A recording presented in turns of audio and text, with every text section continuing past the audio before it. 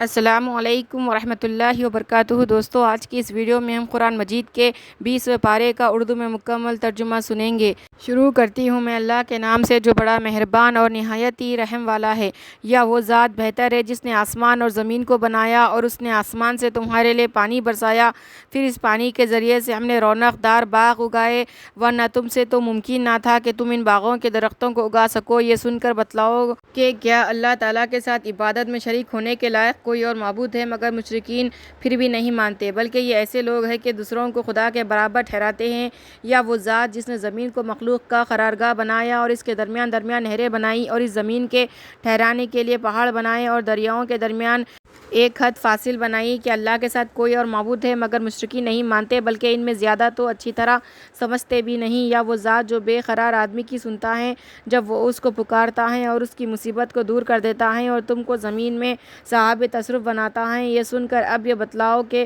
کیا اللہ کے ساتھ کوئی اور معبود ہے؟ مگر تم لوگ بہت ہی کم یاد رکھتے ہو۔ اچھا، پھر اور کمالات سن کر بتلاؤ کہ یہ بت بہتر ہے یا وہ ذات جو تم کو خشکی اور دریا کی تاریکیوں میں رستہ سجاتا ہے، اور جو کہ ہواؤں کو بارش سے پہلے بھیجتا ہے، جو بارش کی امید دلا کر دلوں کو خوش کر دیتی ہے۔ یہ سن کر بتلاؤ کہ کیا اللہ کے ساتھ کوئی اور معبود ہے؟ ہرگز نہیں، بلکہ اللہ تعالیٰ ان لوگوں کے شرک سے برتر ہے۔ یا وہ ذات جو مخلوقات کو اول بار پیدا کرتا ہے، جو کہ مسلم ہے، پھر اس کو دوبارہ زندہ کرے گا، اور جو کہ آسمان سے پانی برسا کر اور زمین سے نباتات نکال کر تم کو رزق دیتا ہے۔ یہ سن کر اب بتلاؤ کہ کیا اللہ کے ساتھ کوئی اور معبود ہے؟ آپ کہیے کہ اچھا، تم ان کے استحقاق عبادت پر اپنی دلیل پیش کرو اگر تم اس دعوے میں سچے ہو۔ آپ کہہ دیجئے کہ جتنی مخلوقات آسمانوں اور زمین یعنی عالم میں موجود ہے، ان میں سے کوئی بھی غیب کی بات نہیں جانتا بجز اللہ تعالیٰ کے، اور اسی وجہ سے ان مخلوقات کو یہ خبر نہیں کہ وہ کب دوبارہ زندہ کیے جائیں گے، بلکہ آخرت کے بارے میں خود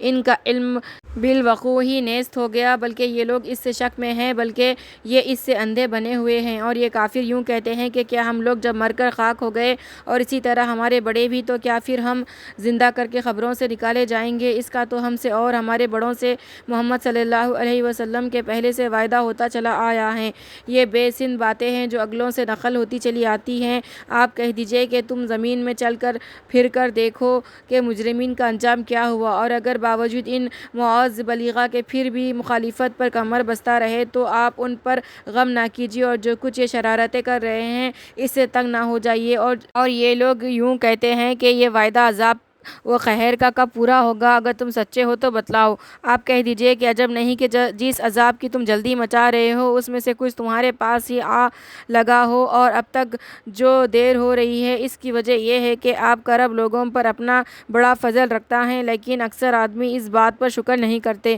اور آپ کے رب کو سب خبر ہے جو کچھ ان کے دلوں میں مخفی ہے اور جس کو وہ علانیہ کرتے ہیں، اور آسمان اور زمین میں ایسی کوئی مخفی چیز نہیں جو لوح محفوظ میں نہ ہو۔ بے شک یہ قرآن بنی اسرائیل پر اکثر ان باتوں کی حقیقت کو ظاہر کرتا ہے جس میں وہ اختلاف کرتے ہیں، اور بالیقین وہ ایمانداروں کے لیے خاص ہدایت اور خاص رحمت ہے۔ بالیقین آپ کا رب ان کے درمیان اپنے حکم سے وہ عملی فیصلہ قیامت کے دن کرے گا، اور وہ زبردست اور علم والا ہے۔ سو جب وہ ایسا ہے تو آپ اللہ پر توکل رکھیے، یقیناً آپ صریح حق طریقے پر ہے۔ آپ مردوں کو نہیں سنا سکتے اور نہ بہروں کو اپنی آواز سنا سکتے ہیں، خصوصاً جب وہ پیٹھ پھیر کر چل دے، اور نہ آپ اندھوں کو ان کی گمراہی سے بچا کر راستہ دکھلانے والے ہیں۔ آپ تو صرف انہی کو سنا سکتے ہیں جو ہماری آیتوں کا یقین رکھتے ہیں، اور پھر وہ مانتے بھی نہیں ہیں۔ اور جب وعدہ قیامت کا ان پر پورا ہونے کو ہوگا تو ہم ان کے لیے زمین سے ایک عجیب جانور نکالیں گے۔ وہ ان سے باتیں کرے گا کہ کافر لوگ ہماری یعنی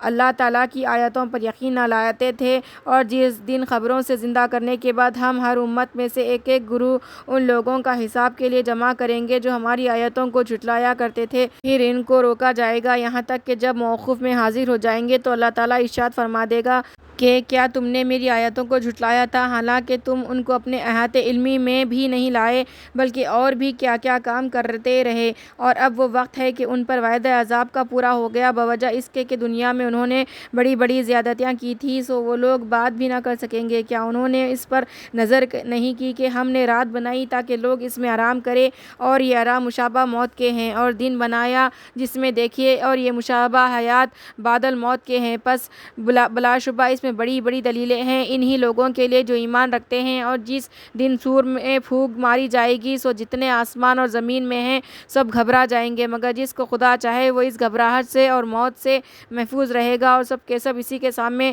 دبے جھکے رہیں گے۔ اور تو جن پہاڑوں کو دیکھ رہا ہے اور ان کو خیال کر رہا ہے کہ یہ اپنی جگہ سے جنبش نہ کریں گے، حالانکہ وہ بادلوں کی طرح اڑے اڑے پھریں گے، یہ خدا کا کام ہوگا جس نے ہر چیز کو مناسب انداز پر مضبوط بنا رکھا ہے۔ یہ یقینی بات ہے کہ اللہ تعالیٰ کو تمہارے سب اعمال کی پوری خبر ہے۔ جو شخص نیکی یعنی ایمان لائے گا سو اس شخص کو اس نیکی کے اجر سے بہتر اجر ملے گا، اور وہ لوگ بڑی گھبراہٹ سے اس روز امن میں رہیں گے۔ اور جو شخص بدی یعنی کفر و شرک لائے گا تو وہ لوگ اوندھے منہ آگ میں ڈال دیے جائیں گے، اور ان سے کہا جائے گا کہ تم کو تو انہی عملوں کی سزا دی جا رہی ہے جو تم دنیا میں کیا کرتے تھے۔ مجھ کو تو یہی حکم ملا ہے کہ میں اس شہر مکے کے مالک حقیقی کی عبادت کیا کروں جس نے اس شہر کو محترم بنایا ہے، اور اس کی عبادت کیوں نہ کی جائے جبکہ وہ ایسا ہے کہ سب چیزیں اسی کی مملکت میں ہیں۔ اور مجھ کو یہ بھی حکم ہوا ہے کہ میں فرمانبردار ہوں، اور مجھ کو یہ بھی حکم ملا ہے کہ میں قرآن کریم پڑھ پڑھ کر سناؤں۔ سو میری تبلیغ کے بعد جو شخص راہ پر آئے گا سو وہ اپنے ہی فائدے کے لیے راہ پر آئے گا،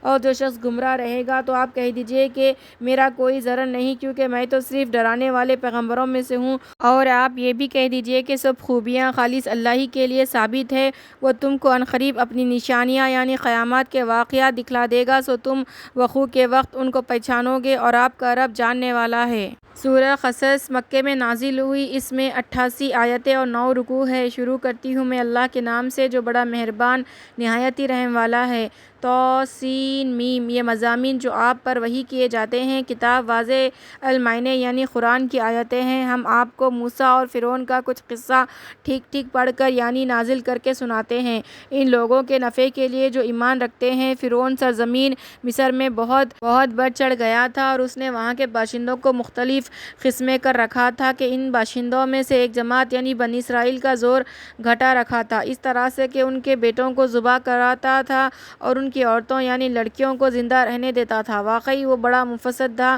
غرض فرعون تو اس خیال میں تھا اور ہم کو یہ منظور تھا کہ جن لوگوں کا زور زمین مصر میں گھٹایا جا رہا تھا ہم ان پر دینوی و دینی احسان کرے، اور وہ احسان یہ کہ ان کو دین میں پیشوا بنا دے اور دنیا میں ان کو ملک کا مالک بنا دے، اور مالک ہونے کے ساتھ ان کو زمین میں حکومت دے۔ اور فرعون اور حامان اور ان کے تابعین کو ان بنی اسرائیل کی جانب سے وہ ناگوار واقعات دکھلائے جن سے وہ بچاؤ کر رہے تھے۔ اور جب موسیٰ علیہ السلام پیدا ہوئے تو ہم نے موسیٰ علیہ السلام کی والدہ کو الہام کیا کہ تم ان کو دودھ پلاؤ، پھر جب تم کو ان کی نسبت جاسوسوں کے مطلع ہونے کا اندیشہ ہو تو بے خوف و خطر ان کو دریا نیل میں ڈال دینا، اور نہ تو غرق سے اندیشہ کرنا اور نہ مفارقت پر غم کرنا، کیونکہ ہم ضرور ان کو پھر تمہارے ہی پاس واپس پہنچا دیں گے اور پھر اپنے وقت پر ان کو پیغمبر بنا دیں گے۔ تو فرعون کے لوگوں نے موسیٰ کو یعنی میں صندوق کو اٹھا لیا تاکہ وہ ان لوگوں کے لیے دشمن اور غم کا باعث بنے۔ بلا شبہ فرعون اور حامان اور ان کے تابعین اس بارہ میں بہت چوکے، اور فرعون کی بیوی حضرت آسیہ علیہ السلام نے فرعون سے کہا کہ یہ بچہ میری اور تیری آنکھوں کی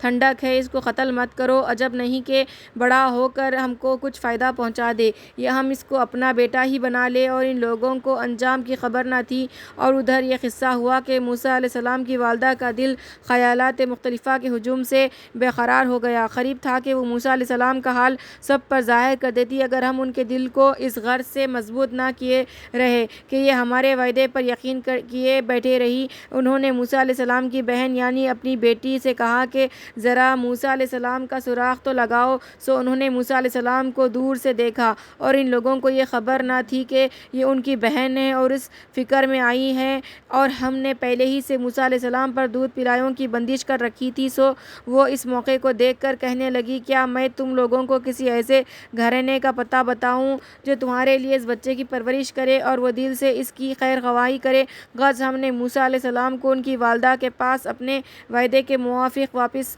پہنچا دیا تاکہ ان کی آنکھیں ٹھنڈی ہو اور تاکہ فراق کے غم میں نہ رہے اور تاکہ اس بات کو جان لے کہ اللہ تعالیٰ کا وعدہ سچا ہوتا ہے۔ لیکن افسوس کی بات ہے کہ اکثر لوگ اس کا یقین نہیں رکھتے، اور جب پرورش پا کر اپنی بھری جوانی کی عمر کو پہنچے اور قوت جسمانیہ و عقلیہ سے درست ہو گئے۔ ہم نے ان کو حکمت اور علم عطا فرمایا اور ہم نیک کاروں کو یوں ہی صلہ دیا کرتے ہیں، یعنی عمل صالحہ سے فیضان علمی میں ترقی ہوتی ہے۔ اور موسیٰ علیہ السلام شہر میں یعنی مصر میں کہیں باہر سے ایسے وقت پہنچے کہ وہاں کے اکثر باشندے بے خبر پڑے سو رہے تھے، تو انہوں نے وہاں دو آدمیوں کو لڑتے دیکھا، ایک تو ان کی برادری میں کا تھا اور دوسرا ان کے مخالفین میں سے تھا۔ سو وہ جو ان کی برادری کا تھا اس نے موسیٰ علیہ السلام سے اس کے مقابلے میں جو ان کے مخالفین میں سے تھا مدد چاہی، تو موسیٰ علیہ السلام نے اس کو ایک گھونسا مارا، سو اس کا کام ہی تمام کر دیا۔ موسیٰ علیہ السلام کہنے لگے کہ یہ تو شیطانی حرکت ہو گئی، بے شک شیطان بھی آدمی کا کھلا دشمن ہے،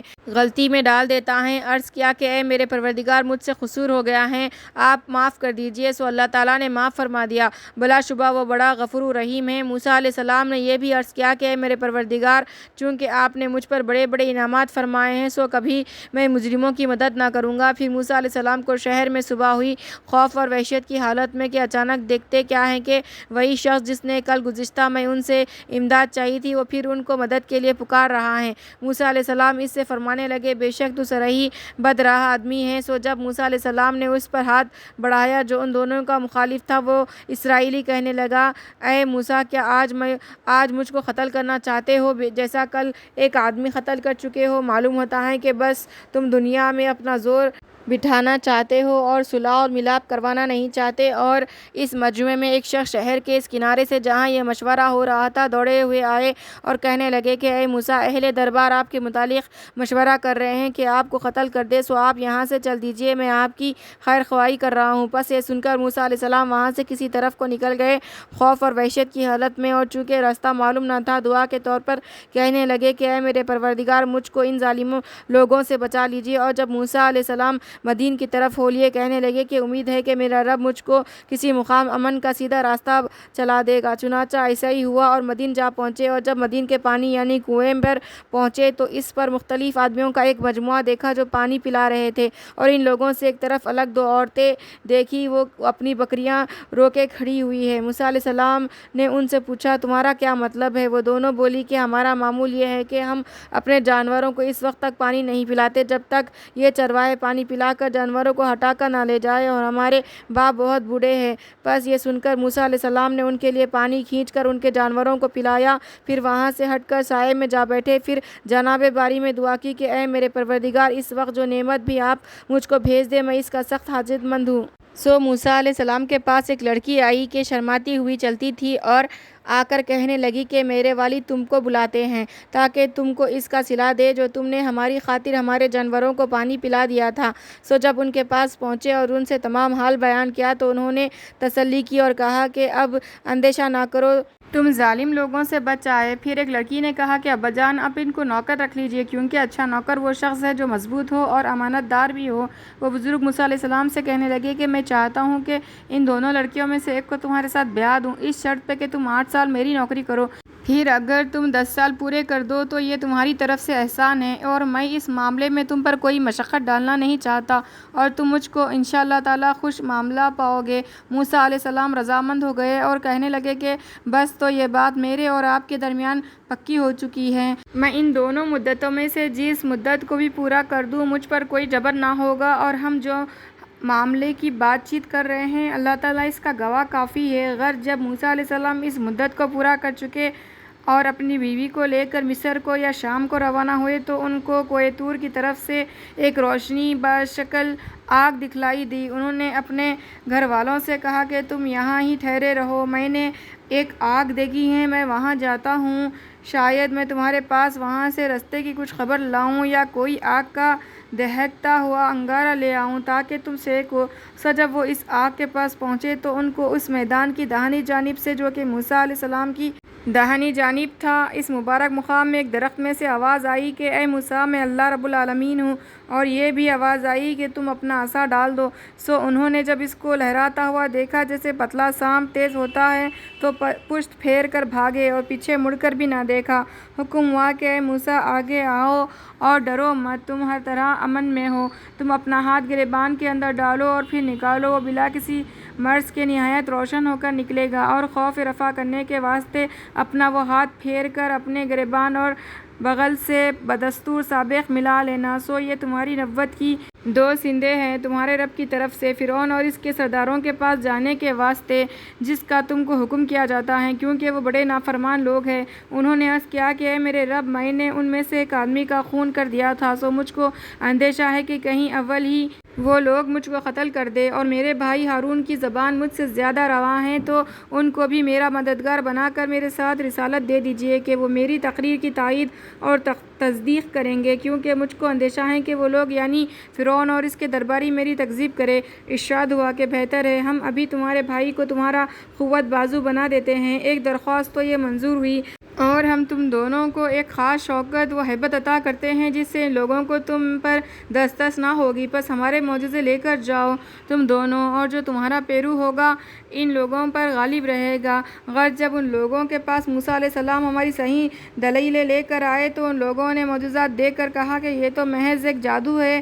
کہ خواہ مخواہ خدا تعالیٰ پر افترا کیا جاتا ہے، اور ہم نے ایسی بات کبھی نہیں سنی کہ ہمارے اگلے باپ داداؤں کے وقت میں بھی ہوئی ہو۔ اور موسیٰ علیہ السلام نے اس کے جواب میں فرمایا کہ میرا پروردگار اس شخص کو خوب جانتا ہے جو صحیح دین اس کے پاس لے کر آیا ہے، اور جس کا انجام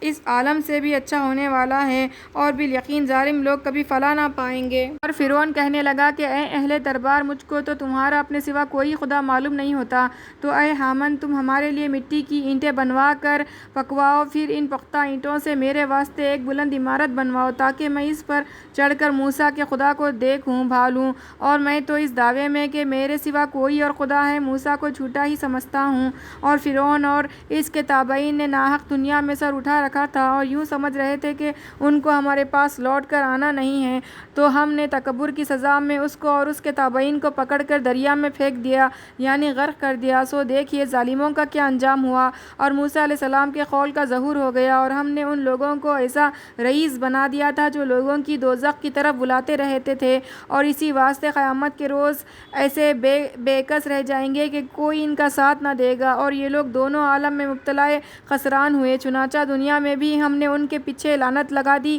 اور قیامت کے دن بھی وہ بدحال لوگوں میں سے ہوں گے۔ اور ہم نے موسیٰ علیہ السلام کو اگلی امتوں یعنی قوم نوح و عاد ثمود کے ہلاک کے پیچھے کتاب یعنی توریت دی تھی، جو لوگوں کے یعنی بنی اسرائیل کے لیے دانشمندوں کا سبب اور ہدایت اور رحمت تھی، تاکہ وہ اس سے نصیحت حاصل کرے۔ اور آپ مغربی جانب میں موجود نہ تھے جب کہ ہم نے موسیٰ علیہ السلام کو احکام دیے تھے، اور وہاں خاص تو کیا موجود ہوتے، آپ تو ان لوگوں میں سے بھی نہ تھے جو اس زمانے میں موجود تھے، لیکن بات یہ ہے کہ ہم نے موسیٰ کے بعد بہت سی نسلیں پیدا کی، پھر ان پر زمانہ دراز گزر گیا، اور آپ اہل مدین میں بھی قیام پذیر نہ تھے کہ آپ وہاں کے حالات دیکھ کر ان حالات کے متعلق ہماری آیتیں ان لوگوں کو پڑھ پڑھ کر سنا رہے ہو، لیکن ہم ہی آپ کو رسول بنانے والے ہیں۔ اور اسی طرح آپ طور کی جانب میں اس وقت بھی موجود نہ تھے جب ہم نے موسیٰ کو پکارا تھا، لیکن اس کا علم بھی اسی طرح حاصل ہوا کہ آپ اپنے رب کی رحمت سے نبی بنائے گئے، تاکہ آپ ایسے لوگوں کو ڈرائے جن کے پاس آپ سے پہلے کوئی ڈرانے والا نبی نہیں آیا۔ کیا عجب ہے کہ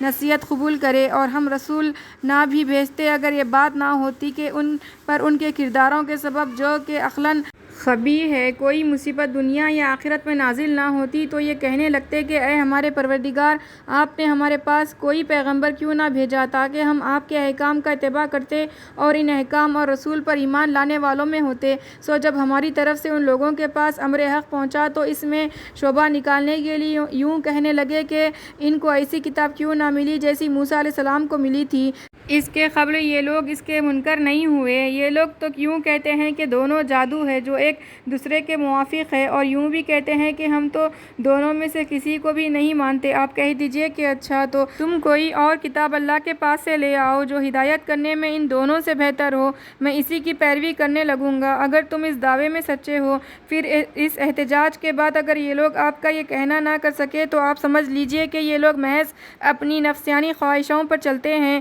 اور ایسے شخص سے زیادہ کون گمراہ ہوگا جو اپنی نفسیانی خواہشوں پر چلتا ہو۔ بدون اس کے کہ مناجانب اللہ کوئی دلیل اس کے پاس ہو، اور اللہ تعالیٰ ایسے ظالم لوگوں کو ہدایت نہیں کیا کرتا۔ اور ہم نے اس کلام یعنی قرآن کو ان لوگوں کے لیے وقتاً فوقتاً ایک کے بعد دیگرے بھیجا تاکہ یہ لوگ بار بار تازہ بتازہ سننے سے نصیحت مانیں۔ اور جن لوگوں کو ہم نے قرآن سے پہلے آسمانی کتابیں دی ہیں وہ اس قرآن پر ایمان لاتے ہیں، اور جب قرآن ان کے سامنے پڑھا جاتا ہے تو کہتے ہیں کہ ہم اس پر ایمان لائے، بے شک یہ حق ہے جو ہمارے رب کی طرف سے نازل ہوا ہے، اور ہم تو اس کے آنے سے پہلے بھی مانتے تھے۔ ان لوگوں کو ان کی پختگی کی وجہ سے دوہرا ثواب ملے گا، اور وہ لوگ نیکی اور تحمل سے بدی اور ایذا کا دفیع کر دیتے ہیں، اور ہم نے جو کچھ ان کو دیا ہے اس میں سے اللہ کی راہ میں خرچ کرتے ہیں، اور جب کسی سے اپنی نسبت کوئی لغو بات سنتے ہیں تو اس کو بھی ٹال جاتے ہیں، اور سلامت روی کے طور پر کہہ دیتے ہیں کہ ہم کچھ جواب نہیں دیتے، ہمارا کیا ہمارے سامنے آئے گا اور تمہارا کیا تمہارے سامنے آئے گا۔ بھائی ہم تم کو سلام کرتے ہیں، ہم بے سمجھ لوگوں سے الجھنا نہیں چاہتے۔ آپ جس کو چاہیے ہدایت نہیں کر سکتے، بلکہ اللہ جس کو چاہے ہدایت کر دیتا ہے، اور ہدایت پانے والوں کا علم بھی اسی کو ہے۔ اور یہ لوگ کہتے ہیں کہ اگر ہم آپ کے ساتھ ہو کر اس دین کی ہدایت پر چلنے لگے تو فی الفور اپنے مقام سے مار کر نکال دیے جائیں۔ کیا ہم نے ان کو امن و امان والے حرم میں جگہ نہیں دی جہاں ہر قسم کے پھل کچے چلے آتے ہیں جو ہمارے پاس سے یعنی ہماری قدرت اور رزاقی سے کھانے کو ملتے ہیں، لیکن ان میں اکثر لوگ اس کو نہیں جانتے۔ اور ہم بہت سی ایسی بستیاں ہلاک کر چکے ہیں جو اپنے سامان عیش پر نازاں تھے، سو دیکھ لو یہ ان کے گھر تمہاری آنکھوں کے سامنے پڑے ہیں کہ ان کے بعد آباد ہی نہ ہوئے مگر تھوڑی دیر کے لیے، اور آخرکار ان کے ان سب سامانوں کے ہم ہی مالک رہے۔ اور آپ کا رب بستیوں کو اول ہی بار میں ہلاک نہیں کیا کرتا جب تک کہ ان بستیوں کے صدر مقام میں کسی پیغمبر کو نہ بھیج لے کہ وہ ان لوگوں کو ہماری آیتیں پڑھ پڑھ کر سنائے۔ اور ہم ان بستیوں کو ہلاک نہیں کرتے مگر اس حالت میں کہ وہاں کے باشندے بہت ہی شرارت کرنے لگے، اور جو کچھ تم کو دلایا گیا ہے وہ محض چند روز دنیا کی زندگی کے برتنے کے لیے ہے، اور یہی کی زیب و زینت ہے، اور جو اجر و ثواب اللہ کے یہاں ہے وہ بدر جہاں اس سے بہتر ہے اور زیادہ یعنی ہمیشہ باقی رہنے والا ہے۔ کیا تم لوگ اس تفاوت کو نہیں سمجھتے؟ بھلا وہ شخص جس سے ہم نے ایک پسندیدہ وعدہ کر رکھا ہے، پھر وہ شخص اس وعدے کی چیز کو پانے والا ہے، کیا اس شخص جیسا ہو سکتا ہے جس کو ہم نے دنیوی زندگی کا چند روزہ فائدہ دے رکھا ہے؟ پھر وہ قیامت کے روز ان لوگوں میں سے ہوگا جو گرفتار کر کے لائے جائیں گے، اور وہ دن قابل یاد کرنے کے ہے جس دن خدا ان کافروں کو پکار کر کہے گا کہ وہ میرے شریک کہاں ہیں جن کو تم ہمارا شریک سمجھ رہے تھے، جن پر خدا کا فرمودہ ثابت ہو چکا ہوگا۔ وہ بول اٹھیں گے کہ اے ہمارے پروردگار، بے شک یہ وہی لوگ ہیں جن کو ہم نے بہکایا، ہم نے ان کو ویسا ہی بہکایا جیسا ہم خود بہکے ہوئے تھے، اور ہم آپ کی پیشی میں ان کے تعلقات سے دستبرداری کرتے ہیں، اور یہ لوگ در حقیقت ہم کو نہ پوچھتے تھے۔ اور اس وقت ان مشرکین سے کہا جائے گا کہ اب اپنے ان شرکاء کو بلاؤ، چنانچہ وہ ان کو پکار کر کہیں گے، سو وہ جواب بھی نہ دیں گے، اور اس وقت یہ لوگ اپنی آنکھوں سے عذاب دیکھ لیں گے۔ اے کاش یہ لوگ دنیا میں راہ راست پر ہوتے تو یہ مصیبت نہ دیکھتے۔ اور جس دن ان کافروں سے پکار کر پوچھے گا کہ تم نے پیغمبروں کو کیا جواب دیا تھا، سو اس روز ان کے ذہن سے سارے مضامین گم ہو جائیں گے، تو وہ خود بھی نہ سمجھ سکیں گے اور آپس میں پوچھ پاچھ بھی نہ کر سکیں گے۔ البتہ جو شخص کفر و شرک سے دنیا میں توبہ کرے اور ایمان لے آئے اور نیک کام کیا کرے تو ایسے لوگ امید ہے کہ آخرت میں فلاح پانے والوں میں سے رہیں گے۔ اور آپ کا رب جس چیز کو چاہتا ہے پیدا کرتا ہے اور جس حکم کو چاہتا ہے پسند کرتا ہے، ان لوگوں کو تجویز احکام کا کوئی حق حاصل نہیں۔ اللہ تعالیٰ ان کے شرک سے پاک اور برتر ہے، اور آپ کا رب سب چیزوں کی خبر رکھتا ہے جو ان کے دلوں میں پوشیدہ رہنا ہے اور جس کو یہ ظاہر کرتے ہیں، اور اللہ وہی ذات کامل الصفات ہے، اس کے سوا کوئی معبود ہونے کے قابل نہیں۔ حمد اور ثنا کے لائق دنیا اور آخرت میں وہی ہے، اور حکومت بھی قیامت میں اسی کی ہوگی، تم سب اسی کے پاس لوٹ کر جاؤ گے۔ آپ ان لوگوں سے کہیے کہ بھلا یہ تو بتلاؤ کہ اگر اللہ تعالیٰ تم پر ہمیشہ کے لیے قیامت تک رات ہی رہنے دے تو خدا کے سوا وہ کون سا معبود ہے جو تمہارے لیے روشنی کو لے آئے؟ تو کیا تم توحید کے ایسے صاف دلائل کو سنتے نہیں؟ آپ کہیے کہ بھلا یہ تو بتلاؤ کہ اگر اللہ تعالیٰ تم پر ہمیشہ کے لیے قیامت تک دن ہی رہنے دے تو خدا کے سوا وہ کون سا معبود ہے جو تمہارے لیے رات کو لے آئے جس میں تم آرام پاؤ؟ کیا تم اس شاہد قدرت کو دیکھتے نہیں؟ اور وہ منم ایسا ہے کہ اس نے اپنے رحمت سے تمہارے لیے رات اور دن کو بنایا تاکہ تم رات رات میں آرام کرو اور تاکہ دن میں اس کی روزی تلاش کرو، اور تاکہ تم ان دونوں نعمتوں پر تم اللہ کا شکر ادا کرو۔ اور جس دن اللہ تعالیٰ ان کو پکار کر فرمائے گا کہ جن کو تم میرا شریک سمجھتے تھے وہ کہاں گئے، اور ہم ہر امت میں سے ایک ایک گواہ نکال کر لائیں گے، پھر ہم ان مشرکین سے کہیں گے کہ اب اپنی کوئی دلیل صحت شرک کے دعوے پر پیش کرو۔ سو اس وقت ان کو معلوم ہو جائے گا کہ سچی بات خدا ہی کی تھی، اور دنیا میں جو کچھ باتیں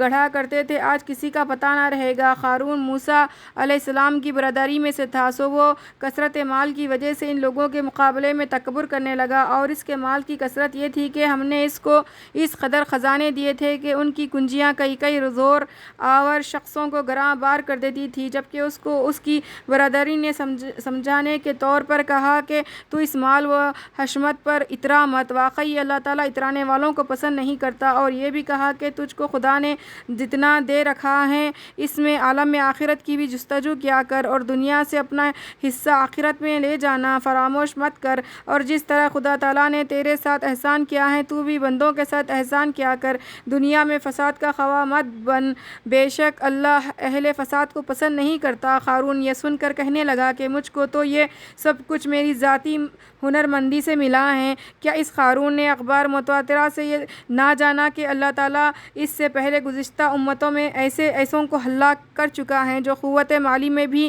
اس سے کہیں بڑے ہوئے تھے، اور مجموعے میں بھی ان کا اس سے زیادہ تھا، اور اہل جرم سے ان کے گناہوں کا تحقیق کرنے کی غرض سے سوال نہ کرنا پڑے گا۔ پھر ایک بار ایسا اتفاق ہوا کہ وہ اپنی آرائش اور شان سے اپنی برادری کے سامنے نکلا۔ جو لوگ اس کی برادری میں دنیا کے طالب تھے گو مومن ہو کہنے لگے کہ کیا خوب ہوتا کہ ہم کو بھی وہ ساز و سامان ملا ہوتا جیسا کہ قارون کو ملا ہے، واقعی وہ بڑا صاحب نصیب ہے۔ اور جن لوگوں کو دین کی فہم عطا ہوئی تھی وہ ان حریصوں سے کہنے لگے کہ ارے تمہارا ناس ہو، تم اس دنیا پر کیا للچاتے ہو، اللہ تعالیٰ کے گھر کا ثواب 1000 درجہ بہتر ہے جو ایسے شخص کو ملتا ہے کہ ایمان لائے اور نیک عمل کرے، اور پھر وہ ثواب کامل طور پر انہی کو دیا جاتا ہے جو دنیا کی حرص و طمع سے صبر کرنے والے ہیں۔ پھر ہم نے اس قارون کو اور اس کے معاشرے کو زمین میں دھسا دیا، سو کوئی ایسی جماعت نہ ہوئی جو اس کو اللہ کے عذاب سے بچا لیتی، اور نہ وہ خود ہی اپنے آپ کو بچا سکا۔ اور کل یعنی پچھلے قریب زمانے میں جو لوگ اس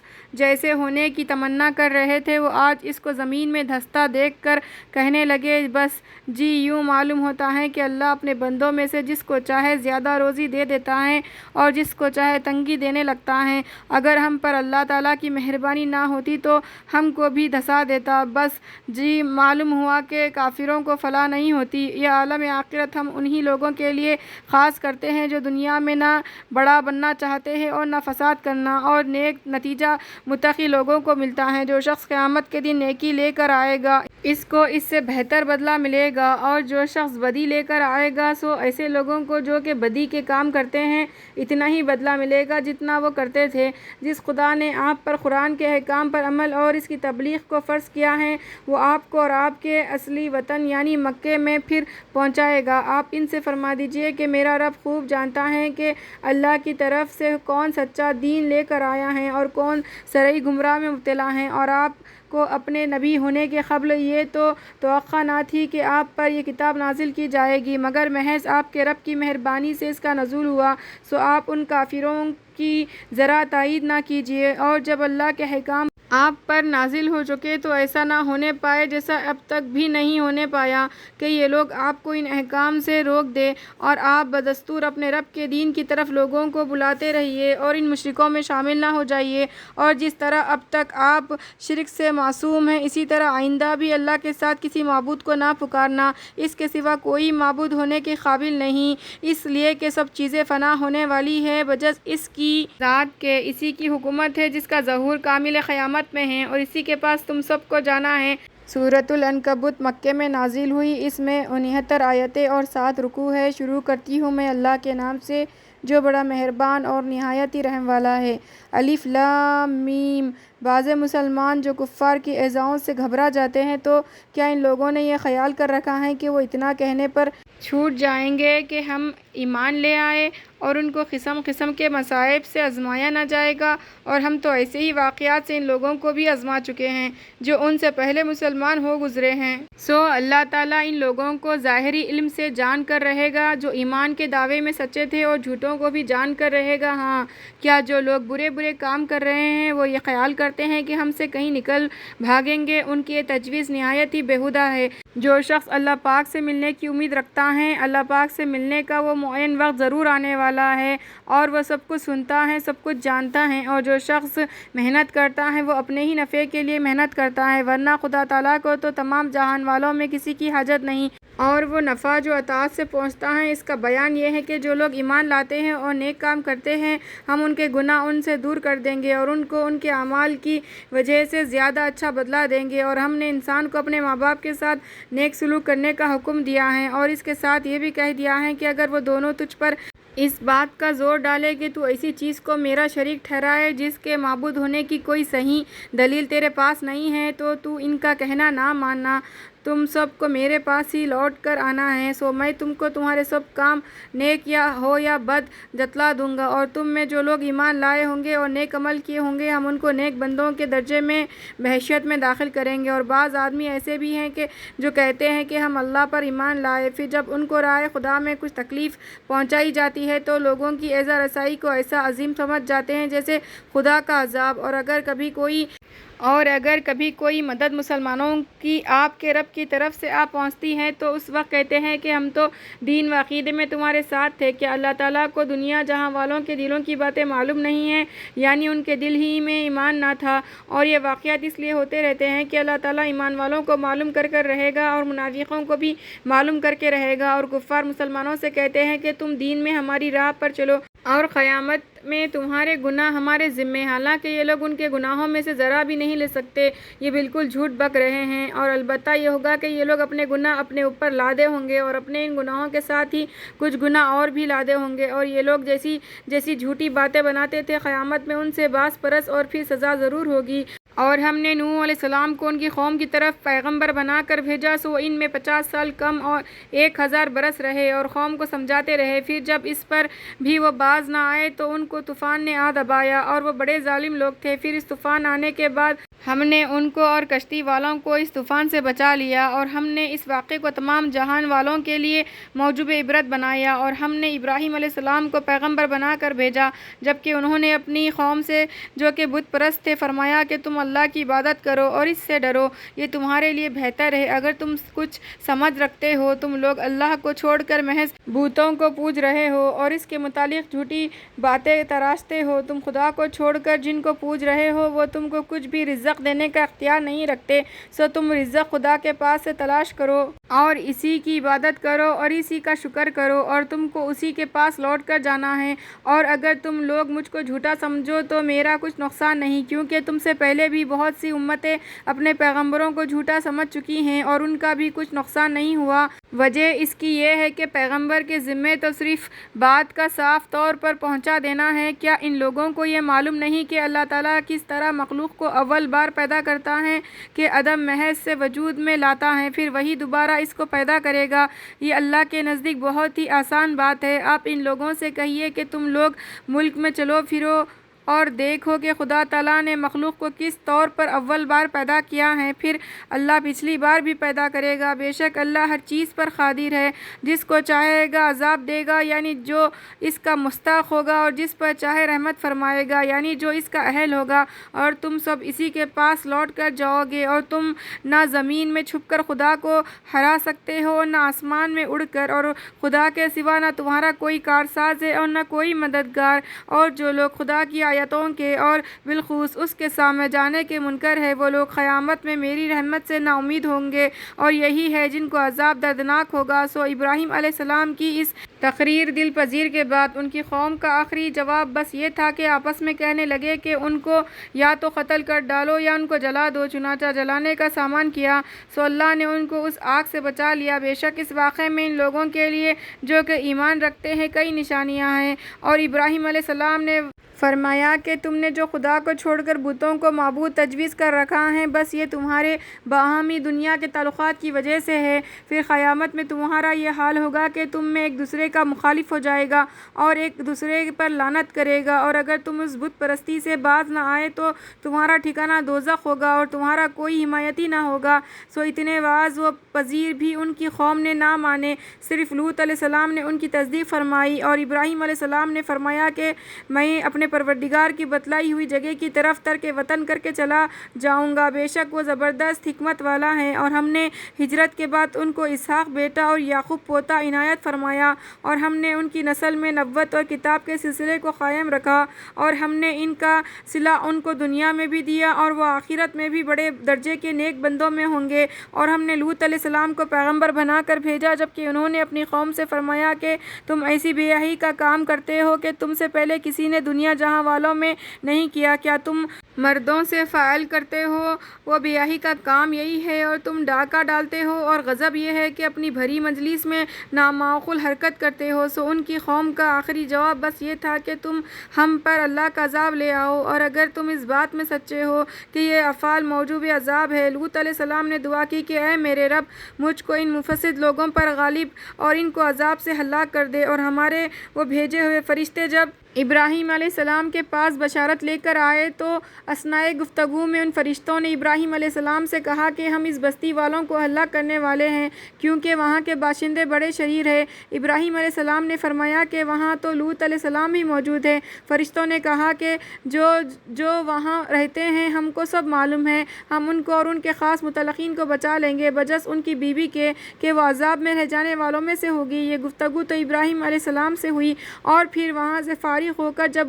ہمارے وہ فرشتے لوط علیہ السلام کے پاس پہنچے تو لوط علیہ السلام ان کے آنے کی وجہ سے مغموم ہوئے اور ان کے سبب تنگ دل ہوئے، اور فرشتوں نے جب یہ حال دیکھا تو وہ فرشتے کہنے لگے آپ کسی بات کا اندیشہ نہ کریں اور نہ مغموم ہوں، ہم آپ کو اور آپ کے خاص متعلقین کو بچا لیں گے، بجز آپ کی بیوی کے کہ وہ عذاب میں رہ جانے والوں میں ہوگی، اور آپ کو میں متعلقین اس سے بچا کر ہم اس بستی کے بقیہ باشندوں پر ایک آسمانی عذاب ان کی بدکاریوں کی سزا میں نازل کرنے والے ہیں۔ اور ہم نے اس بستی کے کچھ ظاہر نشان اب تک رہنے دیے ہیں، اور ان لوگوں کی عبرت کے لیے جو عقل رکھتے ہیں، اور مدین والوں کے پاس ہم نے ان کی برداری کے بھائی شعیب علیہ السلام کو پیغمبر بنا کر بھیجا۔ سو انہوں نے فرمایا کہ اے میری قوم، اللہ کی عبادت کرو اور شرک چھوڑ دو، اور روز قیامت سے ڈرو، اور سرزمین میں فساد مت پھیلاؤ۔ سو ان لوگوں نے شعیب علیہ السلام کو جھٹلایا، پس زلزلے نے ان کو آ پکڑا، پھر وہ اپنے گھروں میں اوندھے گر کر رہ گئے، اور ہم نے عاد اور